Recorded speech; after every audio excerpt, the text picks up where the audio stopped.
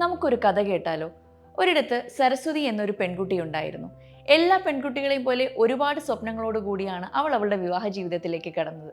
പക്ഷേ വിധി എന്ന് പറയട്ടെ, വിവാഹം കഴിഞ്ഞ് 3 മാസം കഴിയുമ്പോഴേക്കും സരസ്വതിയുടെ ഭർത്താവ് മരണപ്പെട്ടു. സരസ്വതിയുടെ ഭർത്താവ് മരിക്കാനുണ്ടായ കാരണം സരസ്വതിയാണെന്ന് പറഞ്ഞ് അവളുടെ ഇൻലോസ് അവളെ ആ വീട്ടിൽ നിന്നും പുറത്താക്കി. പിന്നീട് മാതാപിതാക്കളുടെ സഹായത്തോടെ അവൾ തുടർന്ന് പഠിക്കുകയും നല്ലൊരു ജോലി നേടുകയും നല്ല ഫിനാൻഷ്യൽ സ്റ്റെബിലിറ്റി കൈവരിക്കുകയും ചെയ്തു. പക്ഷേ 52-ാം വയസ്സിൽ സരസ്വതി മരണപ്പെട്ടു. സരസ്വതിയുടെ അമ്മ അവളുടെ സ്വത്തുക്കൾ കൈമാറുന്നതിനായി സക്സഷൻ സർട്ടിഫിക്കറ്റിന് അപ്ലൈ ചെയ്തപ്പോഴാണ് സരസ്വതിയുടെ ഇൻലോ അവളുടെ സ്വത്തുക്കൾ കൈവശപ്പെടുത്താൻ ശ്രമിക്കുന്നുണ്ടെന്ന് മനസ്സിലായത്.